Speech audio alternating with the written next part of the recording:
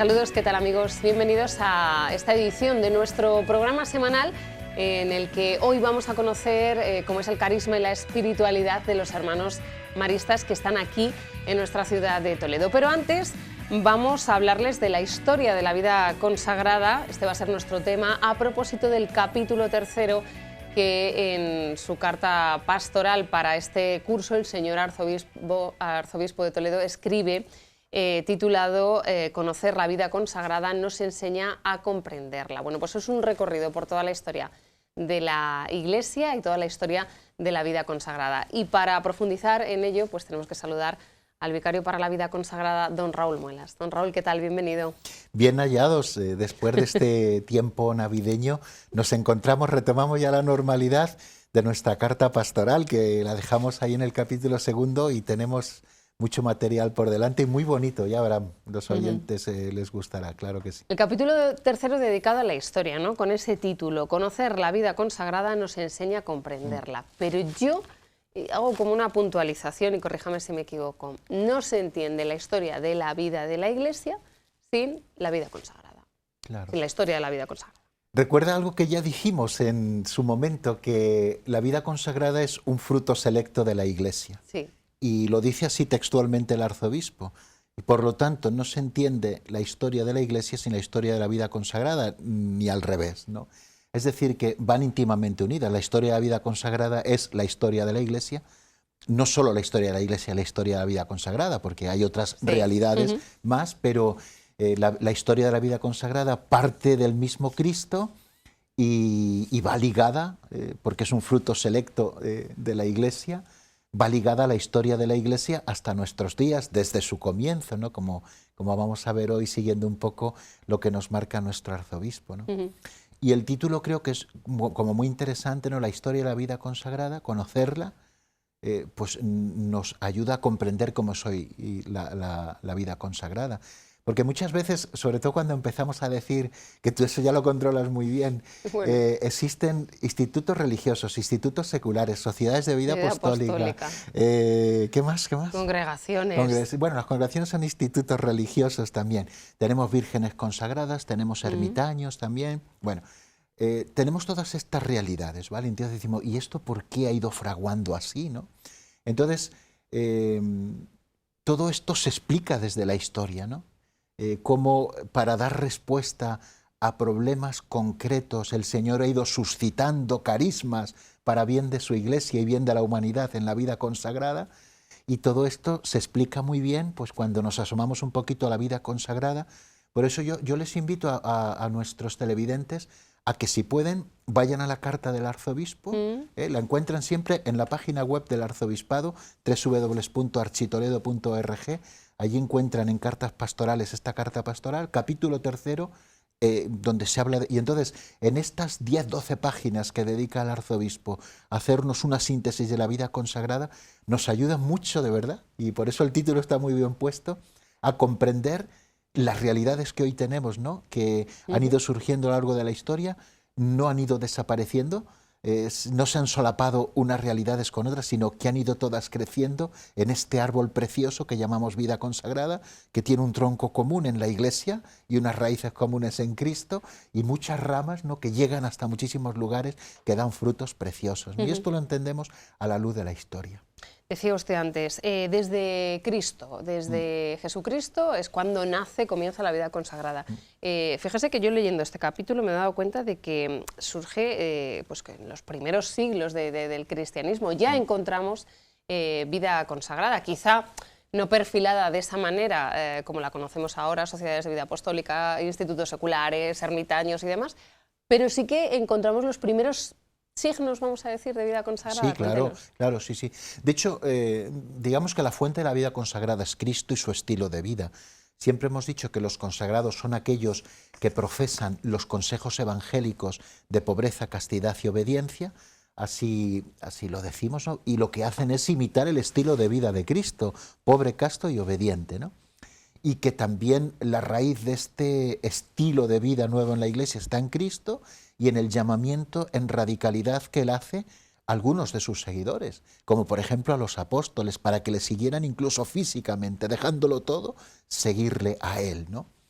Entonces, aquí es donde encontramos exactamente un poco las raíces primeras y los fundamentos básicos. Sin esto no existiría vida consagrada, ni existiría sacerdocio sin Cristo, ni existiría laicado, ni existiría nada, ¿no? Entonces nosotros buscamos siempre en Cristo, buscamos la raíz, el fundamento, ¿no? Entonces, en el estilo de vida de Cristo y en ese llamamiento en radicalidad que él llama a algunos de los que le seguían, hay un pasaje del Evangelio que es paradigmático, ¿no?, en esto de que no a todos nos llama a lo mismo. Cuando él cura al endemoniado de Gerasa, una vez que está ya tranquilo y en su sano juicio, este hombre, después de haber sido liberado de aquella legión de demonios y de los cerdos y toda aquella historia que nos cuenta el Evangelio, le dice, déjame ir contigo. Y el Señor le dice, no, vuelve a los tuyos y entre tu gente y anuncia allí el reino de Dios. ¿Sabes? El Señor le quiso tanto que le liberó, pero no le quiso para ese seguimiento concreto, sino para ser testigo de Cristo y del reino de Dios y de la liberación que el Señor había producido en él entre su gente. O sea, estas llamadas, pues ya vemos aquí, ¿no?, la hermosura de esta vida consagrada en esa radicalidad del seguimiento, ¿no? Y luego ya en tiempos de los apóstoles tenemos ya pues elementos de visos de lo que luego canónicamente será la vida consagrada, ¿no? Grupos estables, ¿no?, como es el Ordo Virginum, o sea, seglares que se mantienen célibes, que no se casan, o bien porque han enviudado y ya se dedican a las cosas de Dios, o bien porque no se han casado y no buscan casarse. De hecho, San Pablo lo dice, el Señor también lo dice, hay eunucos que se hacen por el reino de los cielos, el que pueda con esto que tire, ¿no?, el que reciba esa gracia. Y San Pablo también lo dice, ¿no?, pues a la hora de dar pautas de cómo han de vivir pues aquellos grupos, y sobre todo luego el orden de las viudas, grupos ya establecidos. En la primera carta a Timoteo, creo, en el capítulo 5, a partir del versículo 9, creo recordar, es donde empieza a dar unas pautas a Timoteo de cuáles son las condiciones para aceptar a una mujer que ha enviudado en el grupo estable de las viudas, es decir, un grupo ya constituido como vida consagrada. San Pablo dice, el casado se preocupa de las cosas de su familia, la mujer casada de agradar a su marido, el marido de su mujer, etcétera, como tiene que ser, por otra parte, ¿no? Sí. La mujer sin marido se ocupa de las cosas del Señor, ¿no? Entonces, estas cosas ya aparecen en tiempos de los apóstoles, ¿no? Y luego también muy interesante, cuando estamos hablando un poco de esos orígenes, es que la vida consagrada, tal y como luego se va constituyendo, no fragua quizá en los 3 primeros siglos. Que son siglos marcados por la persecución. Claro, eso es. O sea, porque son esos 3 primeros siglos, o sea, ser cristiano era estar apuntado la vida, al martirio, claro. O sea, estar apuntado al martirio. ¿Existe una mayor radicalidad en el seguimiento que esa? Es decir, claro. Entonces, aunque existían grupos estables, la radicalidad existía en todos, en ese sentido, en el seguimiento, ¿no? Porque eso, pues ser cristiano podía ser igual a ser mártir en cualquier momento, ¿no? Pero cuando van cesando las persecuciones, y quizá en muchos grupos que antes vivían pues con una mayor entrega empiezan a relajarse las costumbres, pues empieza a surgir entre aquellos que se sienten llamados a no relajarse en sus costumbres, sino a ese seguimiento en radicalidad de Jesucristo, empiezan a surgir, por ejemplo, los que salen de sus ambientes y buscan en la soledad del desierto el estar dedicados a la oración, a la vida espiritual, a la vida ascética, a purgar sus pecados, a buscar al Señor. Una especie de ermitaños. Eso es, los eremitas, los primeros eremitas, ¿no? Siempre pues solemos hablar un poco que el primero de todos ellos es San Antonio el Grande, San Antón, San Antonio el de los animales, ¿no? El de los animales. Pues este se retira al desierto de Egipto después de heredar una gran fortuna, y entra en una iglesia y escucha, oye, deja todo lo que tienes, da el dinero a los pobres y después ven y sígueme. Tenía su hermana, la deja a su hermana colocada para que tuviera de qué vivir, después lo demás lo reparte entre los pobres y se marcha al desierto. Y entonces en torno a él luego van surgiendo otros que siguen su misma vida. Decimos que es el padre del monacato, en el sentido no del monacato, sino de esa vida consagrada eremítica, San Antón, aunque seguramente no fue el primero que marchó al desierto, ¿no? Luego el desierto, que también en su carta pastoral el señor arzobispo destaca en un epígrafe dentro de este apartado, ¿no? Que tiene su significado, ¿no? Claro. El desierto. En la Sagrada Escritura es muy importante. Como lugar donde habla Dios. Un lugar, sí. Es lugar de lucha, pero a la vez también lugar de amor. Oseas dice, me la llevaré al desierto y le hablaré al corazón como en los días de mi juventud, ¿no? Es lugar para estar con el amado, pero también es lugar de lucha, lugar de arraclanes, de tentación, de tal. Entonces, nosotros vemos a lo largo de toda la historia del Antiguo Testamento, de la historia sagrada, la fuerza que tiene el desierto, el pueblo que peregrina por el desierto luchando contra los elementos durante 40 años. Luego ya en la vida de Jesús la importancia que tiene el desierto. El Señor, para empezar su vida pública, se marcha 40 días al desierto para ser tentado y viviendo en una austeridad tremenda, ¿no? Y bueno, pues vemos la importancia del desierto, ¿no? Como un lugar físico, por supuesto, porque se van a desiertos auténticos, en desiertos de Palestina, en desiertos de Siria, en los desiertos de Egipto, en la Tebaida, en la zona esa de la región de Tebas, en Egipto, es donde surge todo este movimiento primero de aquellos hombres que se retiran para dedicarse a la penitencia, a la oración y al seguimiento del Señor en esa radicalidad, ¿no? Y una vez que proliferan tanto estos hombres en los que el peso lo tiene la soledad, ellos viven en soledad, se juntaban poquito, ¿sí? Viven en soledad. Luego ya viene una figura impresionante también de esos grandes padres, ¿no? De la vida consagrada, que es San Pacomio, que se le considera un poco el iniciador de la vida cenobítica.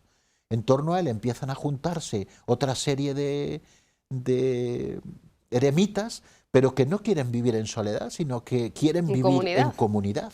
Entonces así surgen los cenobios, la vida común.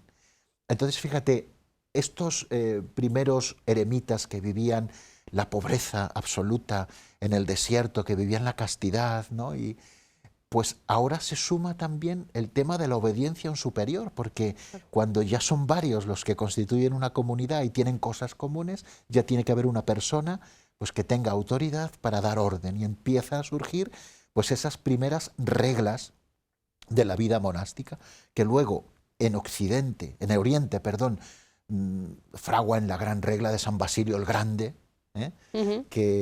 y luego en Occidente, pues es la regla de San Benito, y previamente hace también la de San Agustín, pero la regla de San Benito, que es la que, entre otras, construye Europa, ¿no? O sea que fíjate, ¿no? Estos 3 primeros siglos y el cuarto, lo importantes que son para el nacimiento de un estilo de vida nuevo, ¿no?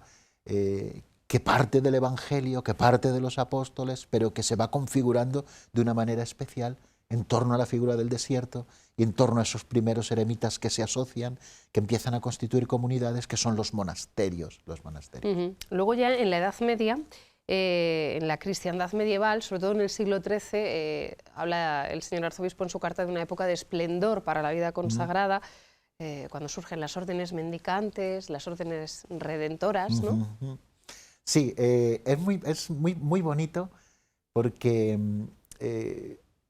fue providencial el que San Benito de Nursia y los benedictinos empiecen a sembrar Europa de monasterios, que eran centros desde donde se irradiaba en una cultura, digamos, rural especialmente, ¿no? Donde las grandes urbes, tampoco eran tan importantes, sino que, digamos, que la vida se desarrollaba más. Pues estos monasterios que estaban un poco apartados eran centros desde donde se irradiaba la cultura, la espiritualidad, pues a todos los lugares iban creciendo los monasterios. El siglo XIII es una época de esplendor social. El siglo XIII es, por ejemplo, la época en la que empiezan a surgir las universidades, los estudios generales, donde empiezan a resurgir las urbes, las ciudades, donde se empiezan a construir las grandes catedrales, ¿no? En Europa empiezan a construirse precisamente en este siglo XIII. Es un siglo de esplendor, ¿no? aunque se nos ha pretendido presentar la Edad Media como una hora oscurantista y tal, es una época gloriosa, verdaderamente, en la historia, ¿no? Es verdad que el Renacimiento quiso un poco como, bueno, pues hacer como que la Edad Media fue un paréntesis oscuro y desde ahí parte un poco, pero no, realmente no fue así. Entonces, esto hace que cambie socialmente el panorama, ¿no? Y entonces surge un problema real también incluso en el cristianismo, que es el elitismo. Es decir, aquellos que tienen a mano una universidad, aquellos que tal, pues serán gente muy formada y los demás pues se van diluyendo, ¿no? En una formación. No. Entonces surgen las órdenes mendicantes, es decir, desaparece lo que... No desaparecen, pero me refiero en las nuevas órdenes mendicantes, ya no hablan de monasterios, sino que llevan lo propio del monasterio al corazón de las ciudades y al corazón también de los grandes pueblos donde habitaba la gente, ¿no? Entonces ya no se habla de monasterio en ellos, sino que se habla de conventos, ya no se habla de monjes, sino que se habla de frailes, de hermanos, ¿no? Que se dedican más a estar en el corazón de donde está la gente. No es ni mejor ni peor que lo anterior, es distinto. Es algo nuevo que el Señor suscita, tan bueno como lo otro, ¿no? Y lo otro seguía vigente, ¿no? Las grandes órdenes, y veremos luego pues cómo un poquito más adelante esas grandes órdenes también tienen sus reformas, ¿no? Porque seguían existiendo y seguían con fuerza y querían volver un poco a los orígenes. Bueno, pues entonces surgen las órdenes mendicantes. ¿Cuáles son? Franciscanos, San Francisco, ¿no? Los carmelitas, surgen también los ermitaños agustinos, los agustinos, sí, ¿no? Y luego esas órdenes también de redención, que principalmente son los mercedarios, ¿no? Bueno, pues todas estas son de la Edad Media y son respuestas de Dios mismo en el seno y en el corazón de la Iglesia a problemas concretos de una nueva sociedad que se inaugura quizá con ese esplendor del siglo XIII, ya fraguado a finales del XII, y que luego hacia la Baja Edad Media pues también pues va siguiendo su evolución, claro que sí. Bueno, luego llegamos al humanismo renacentista, al barroco y al siglo XIX, donde el señor arzobispo dice que se da una proliferación de órdenes religiosas también, en otro momento de esplendor. Quizá, o sea, dentro de todo esto, lo que es la historia, quizá hay dos siglos que son claves. Me refiero, uno es el siglo XVI, siglo XVI, que esto tendríamos que introducirlo quizá en esa época del Renacimiento. Quizá se varía un poco la visión, ya no es teocentrista como era en la Edad Media, Dios era el centro, sino que el hombre empieza a situarse en el centro, es más antropocéntrica, y luego también surgen nuevas situaciones a las que hay que dar respuesta. Y en el siglo XVI es donde tienen lugar la formación de teatinos, barnabitas, órdenes que surgen en Italia, potentes, los hospitalarios aquí en España de San Juan de Dios, para dar respuesta a problemas concretos de educación, de formación del clero, de atención a los pobres, de atención también a los enfermos, ¿no? Bueno, siglo XVI, potentísimo, ¿no? Y en el siglo XVI también la reforma de las grandes órdenes, Carmelo Descalzo con Santa Teresa San Juan de la Cruz, y también la reforma de los franciscanos en lo que fragua un poco los capuchinos, que es una nueva orden que surge en ese movimiento reformador propio del siglo XVI también. Y luego, el otro gran siglo para la vida consagrada es el XIX. Siglo XIX, por sus comienzos, que están en el XVIII, finales del XVIII, dice el arzobispo en su carta, y estoy absolutamente de acuerdo con él, que se puede como resumir en una palabra, que es revolución. Revolución, sí. Es decir, la Revolución Francesa, 1789, la independencia de los Estados Unidos de América, con todo lo que supone también, y luego la Revolución Industrial, y cómo todo esto transforma también el panorama y hace que surjan nuevas necesidades. Y hace que surjan nuevos fundadores, ¿no? A los que Dios les da ojos grandes para saber ver estas necesidades, un corazón grande para amarlo y unas manos grandes para fundar algo nuevo que lo transforme, ¿no? A imagen de lo que Dios pide. Y en el siglo XIX proliferan muchísimo las órdenes. Hoy, por ejemplo, vamos a tener al hermano Lalo aquí con nosotros, Sí. ¿no? Después de mi intervención. Bueno, pues él es marista y los maristas surgen en 1817, Marcelino Champagnat, y surgen en Francia. En Francia, fíjate, lo dice el arzobispo como un dato, que en el siglo XIX surgen más de 400 congregaciones apostólicas diferentes. En Italia más de 100, en España también. O sea, hay Una riqueza. una riqueza grandísima, ¿no? Para dar respuesta precisamente a las necesidades de la Iglesia y del mundo, como Dios suscita esos carismas en la vida consagrada. Por eso esa gran riqueza, ¿no? Y teniendo un poquito esto visto, vamos viendo un poco la realidad actual. La realidad actual que nos lleva, bueno, según escribe el señor arzobispo, pues a hablar del posconcilio, que es en la que estamos ahora. ¿Qué podemos decir de esta realidad? Bueno, cosas muy interesantes. El Concilio Vaticano II tuvo bastante atención a la vida religiosa o consagrada, ¿no? Le dedicó un decreto que es Perfecte Caritatis, ¿no? O Caritate, perdón, para ser más exacto, creo.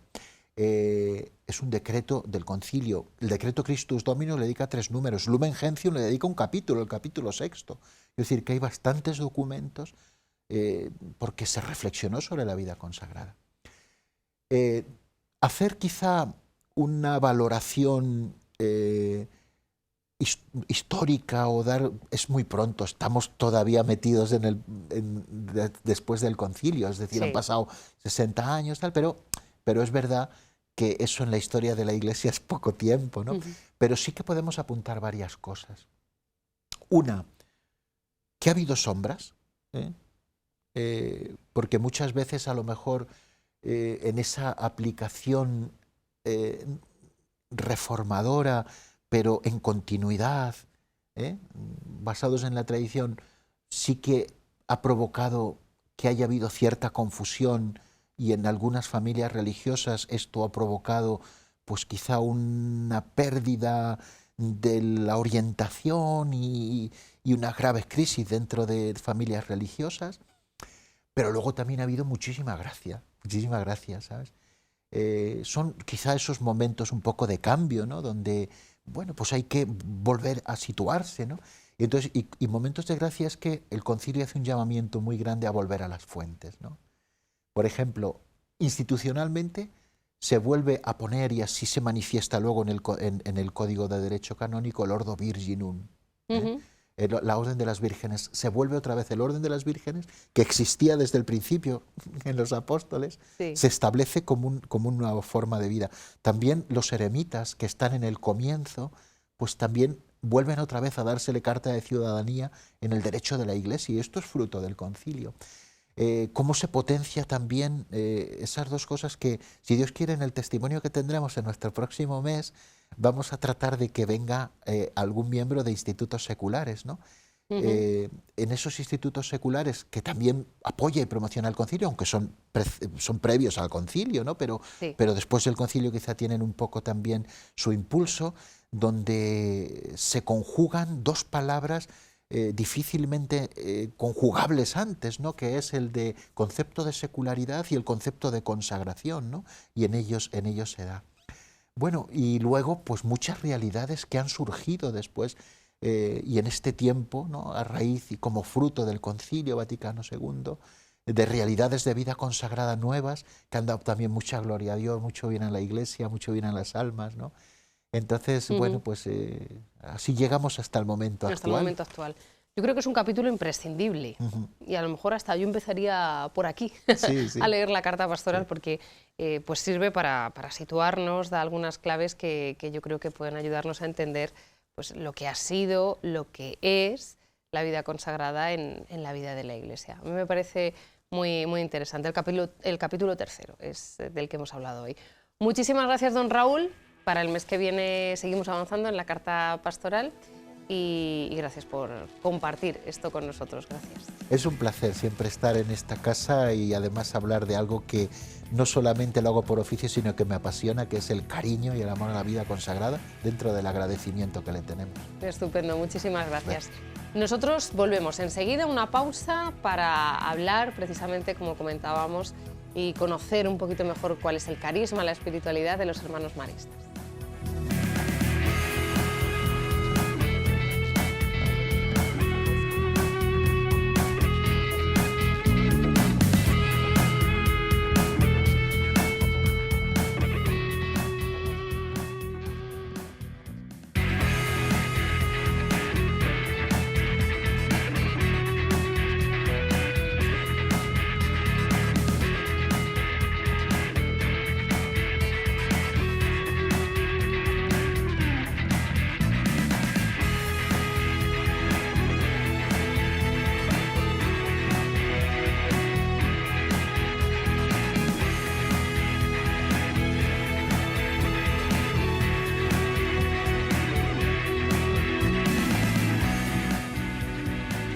Bueno, de nuevo aquí para seguir ofreciéndoles, ¿no?, distintos testimonios que vienen, pues, a mostrar lo que es la riqueza de carismas de la vida consagrada que existe en nuestra Archidiócesis de Toledo. Como les hemos dicho, les hemos adelantado en la primera parte de nuestro programa de hoy con don Raúl Muelas, vamos a conocer un poquito mejor a los hermanos maristas que están aquí en nuestra ciudad de Toledo y que ellos mismos, pues, gestionan un colegio bajo el nombre Santa María. Está con nosotros, tenemos que saludar al hermano Laudelino, que además es vicepresidente de Confer. ¿Qué tal? Bienvenido. Muchas gracias y gracias por esta oportunidad de hablar de nuestra institución. De su institución, de su carisma, de su espiritualidad. También vamos a tratar, pues, de su labor aquí en Toledo, ¿no?, con ese colegio dedicado a Santa María, ¿no? Pero antes a mí me gustaría, pues, hacer un poco de historia, como hemos estado haciendo con don Raúl en la primera parte del programa, y que nos hable de los inicios, del origen, que inevitablemente, pues, como en el resto de la vida consagrada, pasa por hablar de, en este caso, el fundador, San Marcelino Champagnat. Muy bien, pues como muy bien ha dicho don Raúl, el Instituto Laical Marista nació en 1817 y su fundador fue Marcelino Champagnat. Marcelino Champagnat, que nació en una pequeñita aldea en la zona de Lyon y nació en una familia muy sencilla, muy humilde, justo el mismo año de la Revolución Francesa, en 1789. Él pertenecía a una familia muy numerosa y a través de una solicitud de un sacerdote que pasó por aquellas tierras, fue invitado a ir al seminario y a hacerse sacerdote. Y respondió, fue al seminario, tuvo sus dificultades porque ya fue con una edad muy avanzada. De hecho, enseguida le nombraron un poco encargado del dormitorio, porque era el mayor de todos ellos y tenía muchas dificultades en sus estudios. Pero con fuerza, con ilusión y con mucha voluntad logró terminar los estudios sacerdotales y fue ordenado en la misma época que el santo cura de Ars, Juan María Vianney. Luego fue destinado, su primer destino fue en una población pequeñita, también en la misma zona del Pilat, en la región de Lyon, a un pueblecito que se llama La Valla, dicho en castellano, La Vala. Sí. Allí empezó su misión como sacerdote y al poco tiempo, muy poco, fue dándose cuenta de la gran dificultad y la gran deficiencia que había de educación en los niños de aquellas aldeas. Y entonces, animando a dos muchachos, el 2 de enero de 1817 se reunió con ellos en una casita y ahí dio origen a la fundación de los hermanos maristas.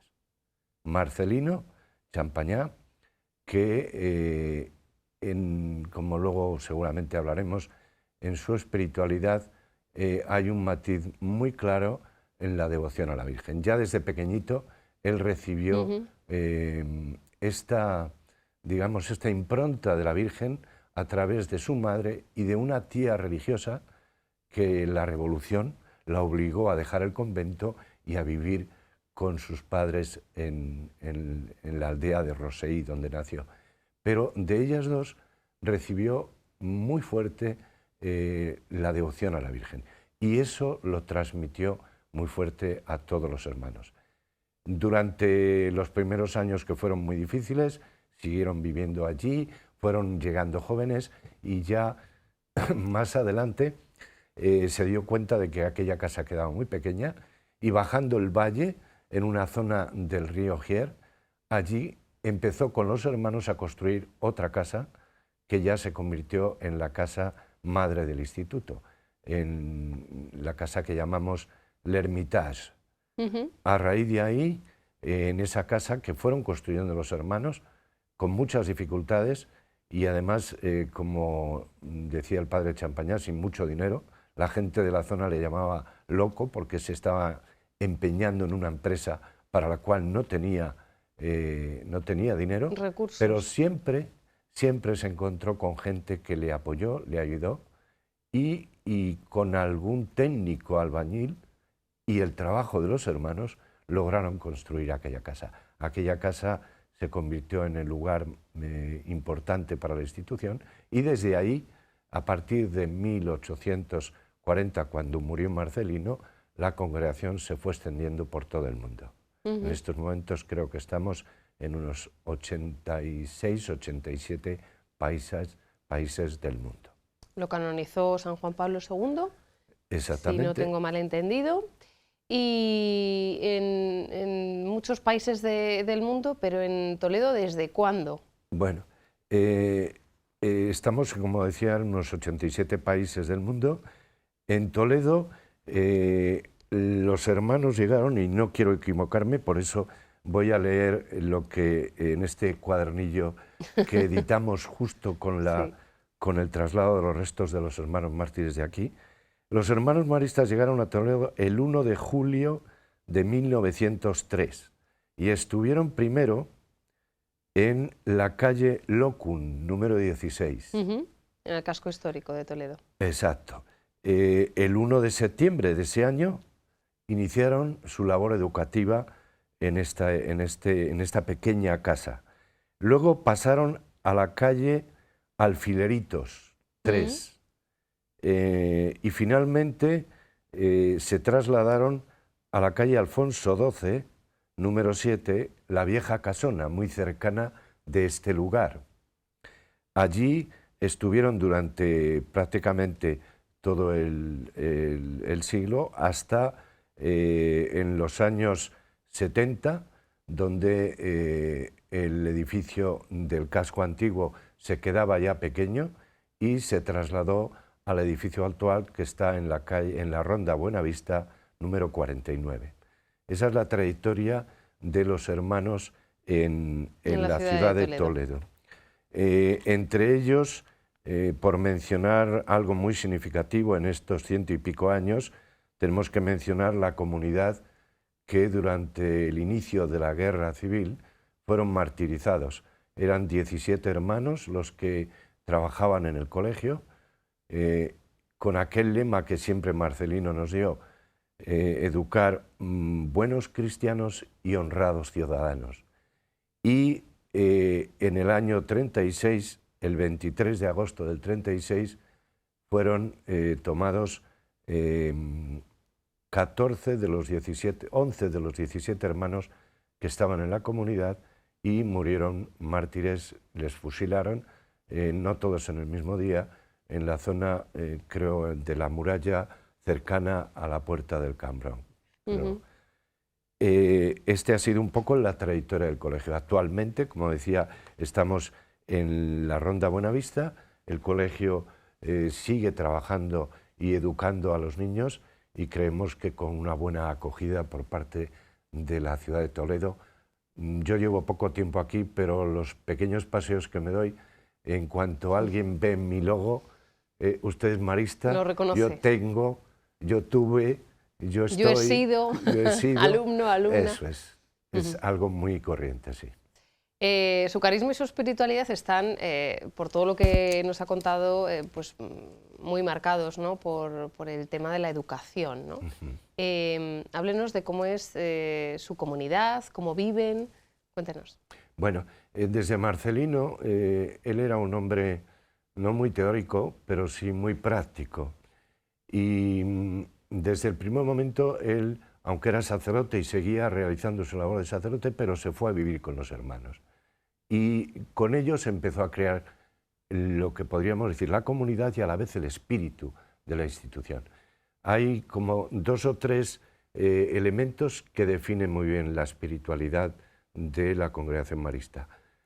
El amor a la Virgen, el amor al trabajo, la fraternidad, el cariño, la cercanía de la comunidad, que hoy tiene mucha vigencia, y evidentemente todo lo que se relacionaba con sacar de la ignorancia a aquellos niños de aquella zona de montaña, y que se convirtió en el lema: educar buenos cristianos y honrados ciudadanos. Y esto sigue siendo hoy actualmente tan válido como entonces: seguir educando buenos cristianos y honrados ciudadanos, siempre y cuando, o entendiendo que las circunstancias han cambiado y las formas de hacerlo evidentemente son distintas, ¿no? Este es digamos, la espiritualidad y el objetivo de los maristas. Actualmente, en el Colegio de Toledo, somos una comunidad de 6 hermanos, todos ellos jubilados. Tenemos el hermano Nemesio, que fue precisamente el hermano que, siendo director del colegio, hizo el traslado a las nuevas instalaciones y que aún está en la comunidad aquí. ¿De las del casco a las actuales? A las actuales. Él fue el que hizo el traslado y construyó el colegio, el hermano Nemesio. Con 88 años sigue muy dinámico. Luego hay el hermano José Ignacio, que es el administrador del colegio, aunque también está jubilado, pero sigue ejerciendo esa misión. Y luego estamos otros 4 hermanos: el hermano Claudino, el hermano Jesús, el hermano Enrique, que lleva muchos años también en el colegio, fue superior y ha tenido muchas misiones aquí en el colegio, y un servidor que llevo 4 meses y estoy empezando a saber lo que es vivir de jubilado malista. Entonces, todos tenemos alguna relación, alguna acción, y sobre todo lo que tratamos de hacer la comunidad es mantener la presencia, el espíritu y el carisma de Marcelino con nuestra presencia, sencillamente. Colaboramos en algunas cosas y ponemos nuestro granito de arena. El colegio está dirigido hoy por un equipo de profesores, muchos de ellos antiguos alumnos del colegio. Menciono, por decir especialmente, a la directora, la señora Valle, que fue alumna del colegio y hoy es la directora del colegio. Seguimos ejerciendo esa misión a través de un claustro de profesores que vibran y sienten el espíritu marista. Lleva 4 meses, me ha parecido entenderle, aquí en nuestra ciudad de Toledo, pero su vocación entiendo que se remonta a mucho antes. Hábleme de este tema. ¿Cómo surge su vocación? Bueno, mi vocación, yo soy de un pueblo de León, Valencia Don Juan, un pueblo pequeñito, actualmente tiene 5.000 habitantes y llegó en la Edad Media a tener, aparte de un convento, tiene un pequeño castillo y tenía un convento de padres dominicos, actualmente era de agustinos. Entonces yo, en ese pueblo, pues en aquellas épocas, los años 60, yo nací en el 53, lo normal es que cuando un muchacho manifestaba algún sentimiento de hacerse religioso, hubiera ido a los agustinos. Algunos, claro, efectivamente. Pues no fue así. Yo conocí a los padres agustinos, tenía algunas relaciones. Mi padre, como carpintero y músico, pues tenía relación con ellos, pero fue a través de un hermano marista que era de un pueblo de Burgos y que entonces les llamaban reclutadores. Iban por los pueblos, hablaban en las escuelas, hablaban a los niños y si alguno quería, pues se iba al seminario. Pues yo recuerdo como anécdota que mi madre me dijo un día comiendo, hijo, ¿te gustaría ir a estudiar a un colegio fuera del pueblo? Y yo pensaba, mis primos casi todos han ido a las universidades laborales a estudiar fuera. Pues muy bien. A los pocos días vuelve otra vez y me dice, ¿y si es un colegio de frailes? Y entonces dije, no. Y salí aquel día después de comer, me marché y a las 10 de la noche estaban mis padres buscándome por el pueblo. Porque no quería saber nada. 2 meses más tarde llegó el hermano José Navarro, nos reunió a un grupo de 10 o 12 niños, pasamos una tarde jugando y no sé qué pasó. Pero yo lo que sé es que aquel día, cuando llegué a casa, le dije a mi madre y a mi padre, que me voy. Mamá, papá, me voy con el hermano José. Y allí me fui. No sabía lo que era la vida religiosa, no sabía nada de lo que eran los maristas, no sabía que eran educadores, no sabía nada. ¿Cómo ha ido creciendo en mí la vocación? Pues en los primeros años a través del contacto con los hermanos, el cariño que nos tenían, la relación con ellos, la pasión por la educación. Todo eso a lo largo de 8 años de formación fue creciendo en mí. Llegó un momento en que tuve que tomar la decisión, a los 20 años, a los 18 fui al noviciado y a los 20 pues tuve que tomar la decisión de si profesaba o no. Para mí aquel momento fue muy sencillo porque yo era feliz, no me planteaba grandes preguntas, eso también es verdad.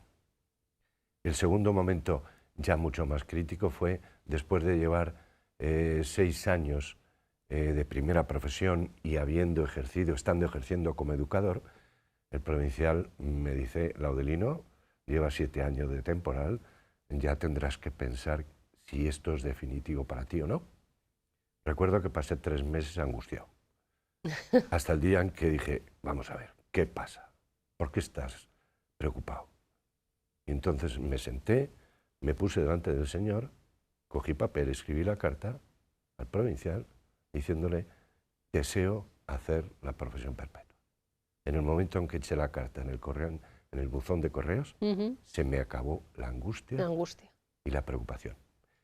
Han pasado bastantes años desde entonces y evidentemente a partir de ese momento ha habido momentos difíciles, ha habido momentos de crisis, ha habido momentos de dificultad, pero yo creo que ha habido 2 factores o 3 que me han hecho ver que esto era lo mío. Primero, el sentimiento de que yo estaba aquí porque Dios me quería. Yo no elijo, sino Él. Él me elegía. El segundo, porque me encontraba querido, aceptado, amado y muy a gusto con mis hermanos de comunidad. Para mí la comunidad siempre ha tenido un valor muy importante.